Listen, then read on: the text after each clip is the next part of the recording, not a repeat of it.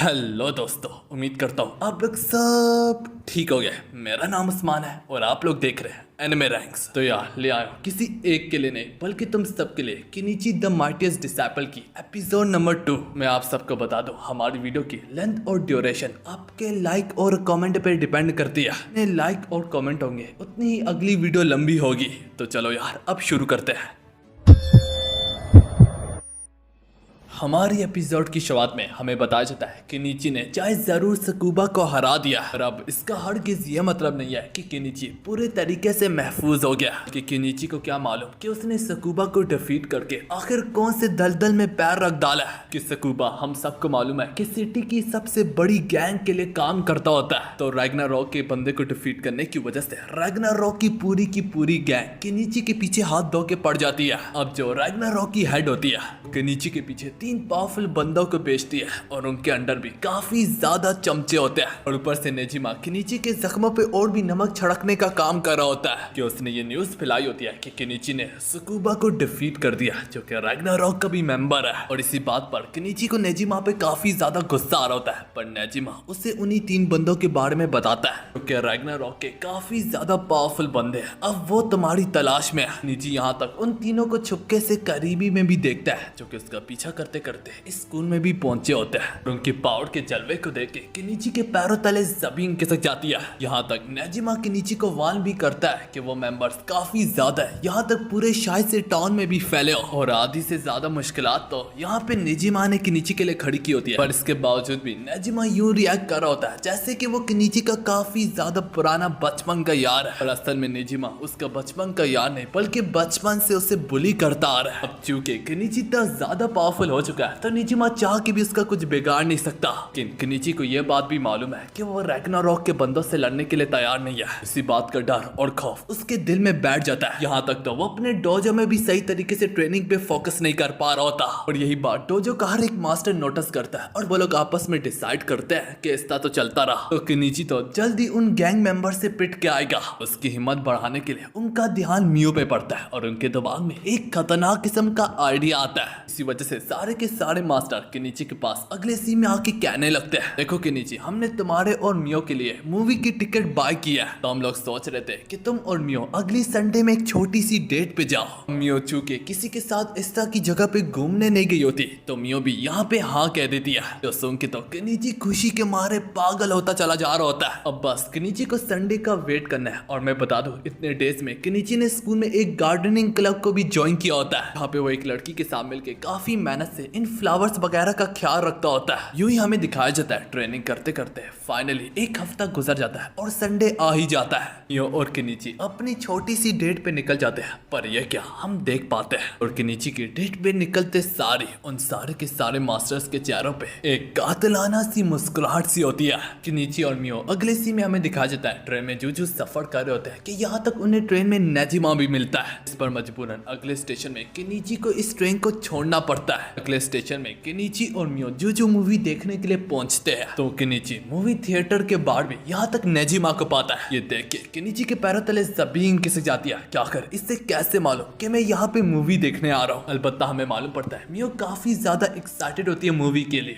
इसके बावजूद भी किनिची काफी ज्यादा ड्रामा नचाते हुए कहने लगता है कि उसे काफी ज्यादा भूख लगी हुई है। ओ हाँ यार, खाना खाने से फारिग हो जाने के बाद किनिची और मियो फिर जाके बाहर अम्यूजमेंट पार्क में जाते हैं, जहाँ पे किनिची नोटिस करता है कि जो मियो होती है वो बच्चों वाली राइड में काफी ज्यादा इंटरेस्ट लगती है।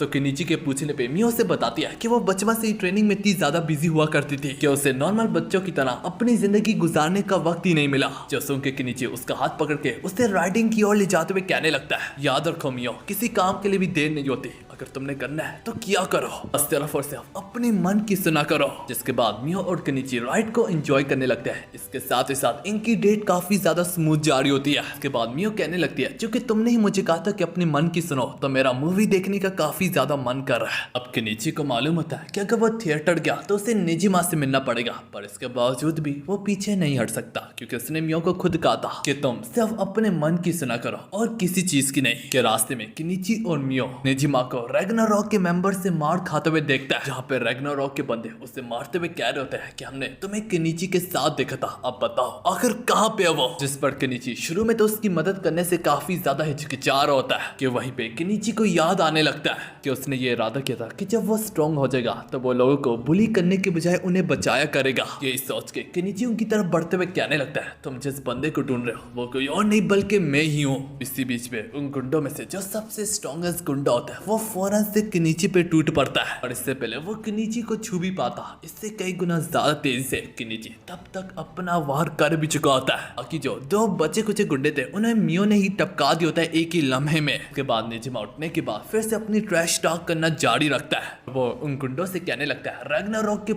पूरे ग्रुप को जाके कह दो मेरा दोस्त जो है वो हर तरह के मार्शल आर्ट का मास्टर है, kung fu, boxing, kick boxing, weaponry, सब कुछ एक ही बंदे को आता है, तुम इसका क्या बिगाड़ लोगे। तो सुन के केनिची और भी परेशान हो जाता है कि इससे कैसे मालूम, मैं डोजो में हर तरह के डिफरेंट मार्शल आर्ट की ट्रेनिंग ले रहा हूँ। इन सब के बाद मियो यहाँ पे केनिची को कहने लगते हैं, ये काफी हैरानकुन है कि इन गुंडों को मालूम था कि आज तुम यहाँ पे मूवी देखने आओगे। यहाँ पे निजिमा अपना मुंह खोलते हुए कहने लगता है, वैसे मैं तुम्हें ट्रेन पे यही बताना चाह रहा था लेकिन तुम मुझसे अपनी जान छुड़ा के भाग गए। एक अजीब सा बंदा हमारे स्कूल में आके सबको ये बता रहा था कि तुम कहाँ पे होगे। सब देखे केनिची समझ जाता है कि कौन आखिर इतना ज्यादा पागल होगा ये सब कुछ करने के लिए। जाहिर सी बात है जिन्होंने इस पूरी डेट का प्लान किया। अगले सीन में डेट से लौट जाने के बाद केनिची अपने मास्टर पे काफी ज्यादा गुस्सा होता है कि इस डेट का मतलब ही क्या था। उल्टा आप लोग मेरे दुश्मनों को मेरी इंफॉर्मेशन भी दे रहे थे कि मैं कहाँ पे होऊंगा।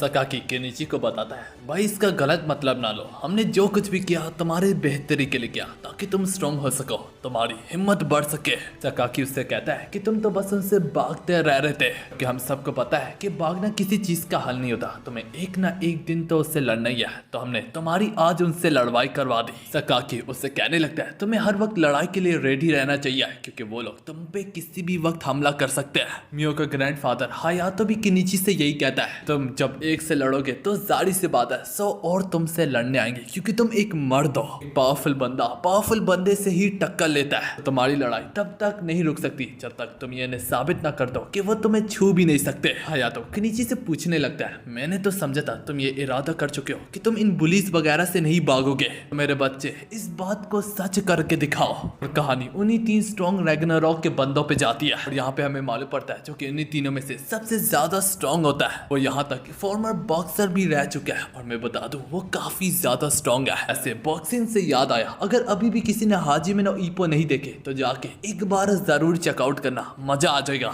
इन्हीं गुंडों से लड़ने के लिए केनिची के मास्टर्स ये डिसाइड करते हैं कि तुम हमारे डोजो में ही 24 घंटे रहा करो ताकि हम तुम्हें जल्द से जल्द इतनी ट्रेनिंग दे कि तुम उनका सामना कर सको। ये चीज जब केनिची अपने घर वालों को बता देता है तो उसकी बहन को, उसकी छोटी बहन को काफी ज्यादा चिंता होने लगती है। उसके बाप ने उसके दिमाग में भी उल्टा सीधा डाल दिया होता है और उसकी छोटी बहन को लगता होता है कि डोजो वालों ने उसे जरूर धमकी दी होगी कि अगर तुमने क्विट किया तो हम तुम्हें मार देंगे। तो यही वजह से केनिची की छोटी बहन डिसाइड करती है कि वो उसका डोजो विजिट करेगी। उसकी सिस्टर अब जो जा रही होती है तो उसकी मदर उसे केक पकड़ाते हुए कहने लगती है, ये मेरी तरफ से डोजो के मास्टर्स को दे देना। अब जब उसकी छोटी बहन डोजो विजिट करती है वो डोजो को इतना ज्यादा जानलेवा तो नहीं पाती, बल्कि उल्टा वो वहाँ पे एक नई गलत फैमिली का शिकार हो जाती है। उसे लगने लगता है ये बड़े संतरों वाली लड़की मेरे मासूम से भाई को अपने प्यार का दीवाना कर रही है और उसे अपने इशारों से नचाती है, क्यों जबकि केनिची की छोटी बहन को काफी ज्यादा क्यूट पाती है। और सब देखने के बाद उसकी छोटी बहन का दिल टूट जाता है और वो वहाँ से चली जाती है। अगर हाँ जाने से पहले वो मियो को वो केक दे के गई होती है। उसके चले जाने के बाद मियो ये देख के कहने लगती है, तुम कितने खुशनसीब हो केनिची, तुम्हारी छोटी बहन भी है। मैं हमेशा से चाहती थी मेरे भी, काश के मेरे भी कोई सिबलिंग्स होते, पर हमें यहाँ पे मालूम पड़ता है कि मियो के पेरेंट्स तभी मर गए थे जब मियो काफी ज्यादा छोटी थी। खैर यूं ही केनिची की जिस्म को फ्लेक्सिबल बनाने की ट्रेनिंग जारी रहती है। अभी इसी तरह इचिको का फर्स्ट डे काफी ज्यादा स्मूथ गुजरता है। अगले सीन में हम उन्हीं रैग्नारॉक के बंदों को देखते हैं जो कि किसी और गैंग मेंबर्स को पीट रहे होते हैं और यहाँ तक उनकी पावर के जलवे को निजिमा भी चुपके से देखने आया होता है ताकि वो अपनी पीडीएफ में उनको अपडेट कर सके। इन तीनों के बीच में एक कोका नाम का लड़का होता है जिसकी किक काफी ज्यादा फास्ट होती है। इसके बाद दूसरा युकिटा जो कि काफी जानलेवा तरीके से लोगों को जमीन पे पटक डालता है। फिर लास्ट पर नॉट द लीस्ट, जो कि उनमें से सबसे ज्यादा पावरफुल होता है, उसका नाम होता है टकेडा।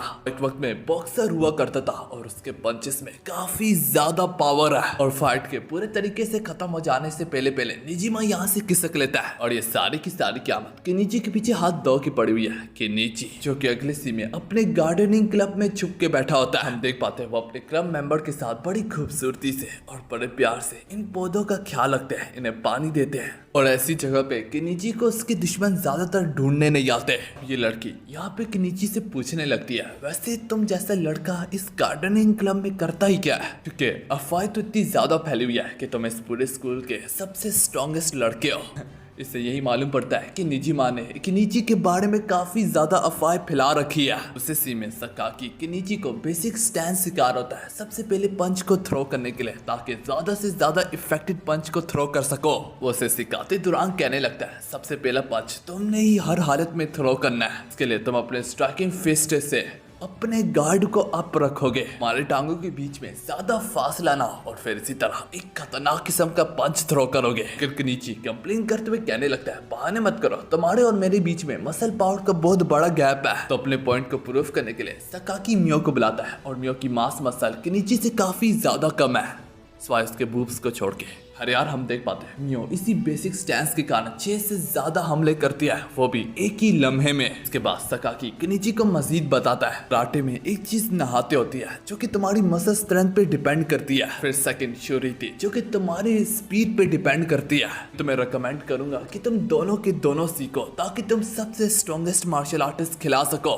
समय केनिची के पास कैन से आके कहने लगता है, तुम अगर अपनी फिस्ट की पंचिंग स्पीड को बढ़ाना चाहते हो तो इसके लिए मेरे पास एक अच्छी ट्रेनिंग है। इसी पे सबसे पहले कैन से उसे अपने हाथों को उठाने के लिए कहता है और फिर रिलैक्स करके अपने हाथों को स्विंग करने के लिए कहने लगता है, तुम पूरे टाउन में इसी तरह घूमो और यकीन करो इससे तुम्हारी स्पीड में काफी ज्यादा फर्क आएगा, स्पेशली हाथों की स्पीड में। और केनिची को फोर्स करता है और केनिची इसी तरह पूरे टाउन में घूमने भी लगता है। लोग उसको घूर रहे होते हैं और वो काफी ज्यादा ऑकवर्ड सा फील कर रहा होता है। इसी बीच में उसे पीछे से मियो सपोर्ट करने आ जाती है और वो भी उसी की तरह अपने हाथों को स्विंग करी होती है। मियो उसके पास आके कहने लगती है, जो तुम हाथ हिलाने की ट्रेनिंग कर रहे हो ये वाकई में तुम्हारे हमले की स्पीड को ज्यादा तेज कर देगी। उससे बताती है तुम्हारे हाथ की मसल को लूज और स्ट्रेच करने की काफी ज्यादा काम आती है। हमारे जॉइंट्स में काफी ज्यादा लिमिटेशन होती है, इस तरह करने से वो लिमिट भी खुलती रहेगी, फिर तुम अपने हाथों की जॉइंट्स को फुल एक्सटेंड और फुल पावर में इस्तेमाल कर पाओगे। ट्रेनिंग करते करते वो लोग लगभग पूरे टाउन को कवर कर ही लेते हैं। ट्रेनिंग स्मूथ चली ही होती है कि अचानक से केनिची नारो के 3 खतरनाक मेंबर में से कुगा को अपने सामने पाता है। थोड़ी देर में उसके चमचे मियो और केनिची को घेर लेते हैं। कुगा केनिची से कहता है कि उसे ऑर्डर दिया गया है कि तुम्हें अपने हेडक्वार्टर लेके जाना है। इसी समय कुगा की नजर जब मियो पे पड़ती है वो केनिची से काफी ज्यादा जेलस होते हुए कहने लगता है, ओए ओए तो जैसे लूजर के पास इतनी खूबसूरत लड़की कहां से आई जिसका जिस्म भी इतना ज्यादा समक्सी है। होगा जेलसी से केनिची से कहने लगता है कि मैं तुम्हारी गर्लफ्रेंड के सामने तुम्हें इतना ज्यादा पीटूंगा, फिर आखिर में उसे तुमसे चुरा लूंगा। थोड़ी देर में यहाँ से सकाकी भी गुजर होता है और वो केनिची को देख के कहने लगता है, ओए केनिची यहाँ पे चल क्या रहा है, तुम्हारे तो काफी ज्यादा दोस्त इकट्ठे हुए हैं। उसे यहाँ पे देख के केनिची की जान में जान आती है और उसे लगने लगता है कि अब तो उसे फाइट करने की भी जरूरत नहीं। गुंडों में से एक सकाकी पे हमला करने की कोशिश करने ही लगता है। अचानक से वो सकाकी की ओरा की लपेट में आ जाता है और सकाकी उसे छुए बगैर ही डिफीट कर डालता है। देख के कुगा के भी पैरों तले जमीन खिसक जाती है और उसके लिए सिचुएशन बस से बदतर होती चली जा रही होती है। उसे सकाकी जैसे मॉन्स्टर से लिपटना पड़ेगा। पर हैरानगी की तो बात ये होती है, सकाकी केनिची को सब स्टैंस के बारे में बता के यहाँ से चला जाता है। ऊपर से केनिची बेचारा बस उसका नाम ही पुकारता रह जाता है। उसके चले जाने के बाद कोगा की जान में जान आती है और वह केनिची को डिस्ट्रैक्ट देके फोन से खतरनाक किस्म की किक उसके सीधा मुंह पे दे मारता है। केनिची अब अपने आप को संभाल के उठने जूझू ही लगता है। वो अपने मन में सोचने लगता है, कोई बड़ा बेवकूफ होगा नहीं, मैं कितनी इजीली डिस्ट्रैक्टेड हो गया। सेंसे सकाकी ने मुझे बार बार समझाया भी है कि अगर तुम मर्द हो तो सबसे पहला हमला तुम ही करोगे। केनिची उसकी तरफ बढ़ते हुए लगातार पंचेस से वार करना शुरू करता है, मगर कोगा उनके पंचेस को काफी इजीली डॉज कर लेता है। उसे यू डॉज करता देख के केनिची उस पर यामाजाकी टेक्निक से वार करने की कोशिश करता है। ये वही सेम टेक्निक है जिसके कारण उसने सुकुबा पे फर्स्ट पंच को डिलीवर किया था। बदकिस्मती से कोगा यामाजाकी टेक्निक को भी काफी इजीली रोक लेता है। उसे रोकते सारी कहने लगता है ये टेक्निक काम की थी, मगर तुम्हारी टाइमिंग काफी ज्यादा बेकार थी और तुम फास्ट भी नहीं हो।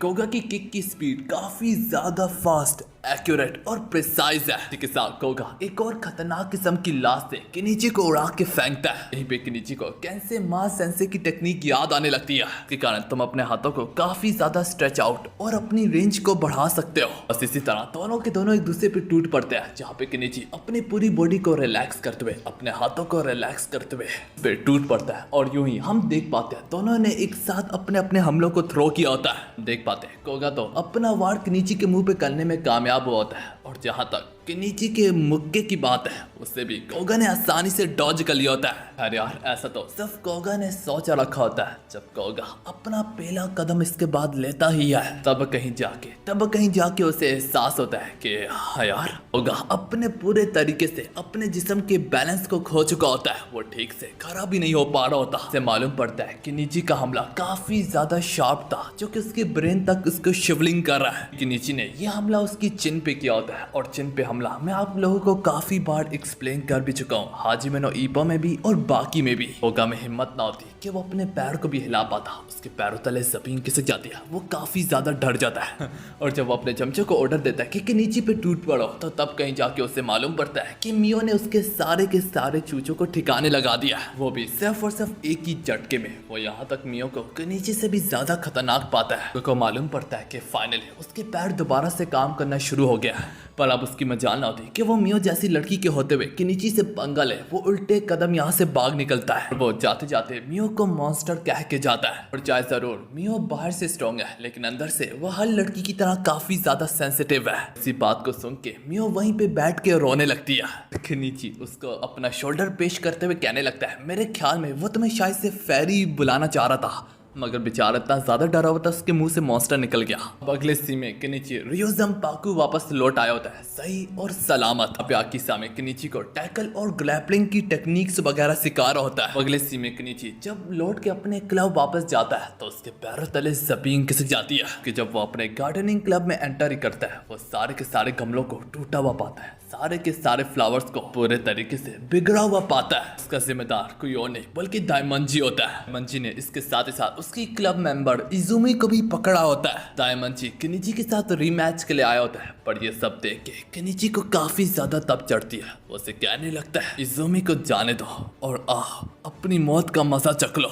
देखते देखते दाइमंजी केनिची पे टूट पड़ता है। उस पे सबसे पहला वार करता है, जो कि केनिची काफी इजीली डॉज कर लेता है। ये देख के दाइमंजी को यकीन नहीं आता। दाइमंजी उस पे जूजू दोबारा से लात मारता है। केनिची उससे भी कई गुना ज्यादा तेज से स्पीड से डॉज कर लेता है। केनिची इतनी फास्ट स्पीड से डॉज कर लेता है कि यहाँ तक दाइमंजी तो उस दौरान केनिची को देख भी नहीं पा रहा होता। फिर केनिची सकाकी की टीचिंग पे अप्लाई करते हुए एक खतरनाक किस्म का पंच थ्रो करता है। उसी बेसिक स्टैंस की वजह से केनिची का पंच काफी ज्यादा पावरफुल और पेनफुल होता है दाइमंजी के लिए। बस केनिची का एक पंच ही दाइमंजी के लिए काफी होता है। वो यहीं पे बेहोश होकर गिर जाता है। केनिची भी ये देख के सोचने लगता है कि मैंने एक बार पहले भी दाइमंजी को हराया हुआ है, लेकिन मैंने इतनी भी आसानी से नहीं हराया हुआ। इस बार तो मैं इतना ज्यादा पावरफुल हो चुका हूँ कि दाइमंजी जैसे के लिए, इतना मसरफुल के लिए मेरा बस एक ही पंच काफी है। तो सकाकी ने केनिची को सिखाया होता है कि अगर तुम अपने अपोनेंट की मोमेंटम के खिलाफ स्पीड, एक्यूरेसी और बेसिक स्टैंस पे रिलाई करो तो तुम एक अच्छा खासा पंच थ्रो कर सकते हो नॉर्मल मसल के होते हुए। तुमी को भी मालूम होता है कि केनिची काफी ज्यादा स्ट्रॉन्ग है, मगर उसको अपनी आंखों से लड़ता हुआ देख के इजुमी बस हैरानगी से देखती रह जाती है। उसे मालूम नहीं होता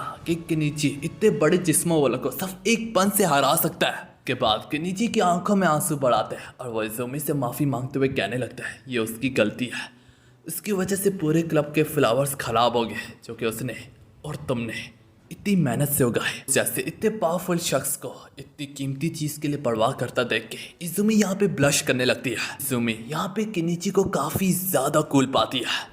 इजुमी ने आज तक सब यही सुना होता है कि स्ट्रॉन्ग मैन रोते नहीं है, पर केनिची को रोता देख के उसे एहसास होता है स्ट्रॉन्ग मैन का रोना उसकी मेहनत के लिए वो चीज काफी ज्यादा कीमती होती है। निची जमीन पे बैठ के कुछ फ्लावर्स को ढूंढने लगता है जिनको अभी भी बचाया जा सके।